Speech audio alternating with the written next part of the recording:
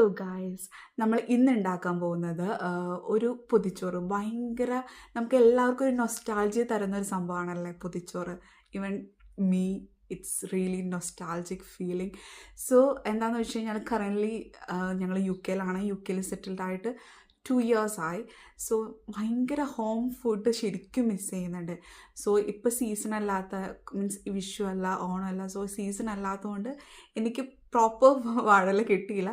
So നമ്മുടെ artificial one അതാണ് എനിക്ക് കിട്ടിയത്. സോ അതിലാണ് കുറച്ച് അത്യാവശ്യം കറികളൊക്കെ ഉണ്ടാക്കിയിട്ടുണ്ട്.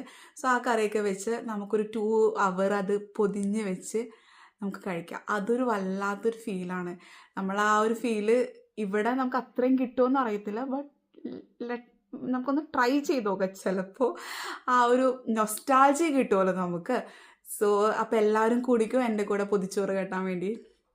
ഹായ് ഗായ്സ്, ഫൈനലി നമ്മുടെ പൊതിച്ചോറിൻ്റെ ഓൾമോസ്റ്റ് കറിയെല്ലാം സെറ്റായിട്ടിരിക്കുകയാണ്.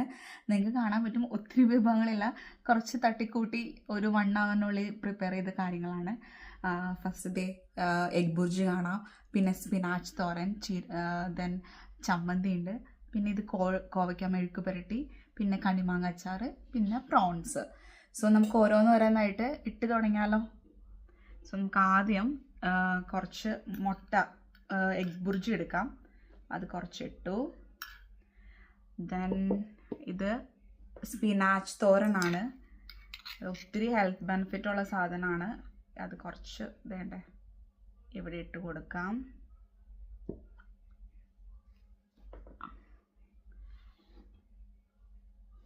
അത് കഴിഞ്ഞ് വേണ്ടേ നല്ല ഉള്ളി ചമ്മന്തിയാണ്. ഉള്ളിയും പുളിയും പിന്നെ എന്താ പറയുക, ക്രഷ്ഡ് ചില്ലിയും കൂടി ഉണ്ടാക്കിയിട്ട് നല്ല, ഇത് മാത്രം മതി സത്യം പറഞ്ഞാൽ ഇത് ഊണ് കഴിക്കാൻ വേണ്ടിയിട്ട്.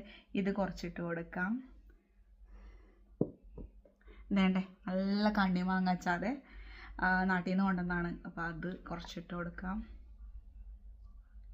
ഇതിൻ്റെ ചാറ് നല്ല സ്പൈസി ആട്ടോ.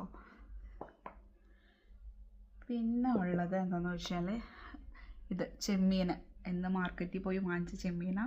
അത് ജസ്റ്റ് ഫ്രൈ ചെയ്ത് അതിലേക്ക് കുറച്ച് തേങ്ങയും കറിവേപ്പിലയും പിന്നെ ക്രഷ്ഡ് ചില്ലി എല്ലാം ഇട്ടിട്ട് ഉണ്ടാക്കിയതാണ്.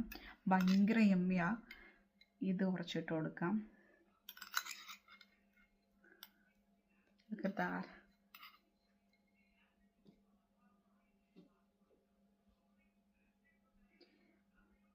ഞാൻ ഓൾറെഡി ചോറെല്ലാം എടുത്ത് സെറ്റാക്കി വെച്ചായിരുന്നു.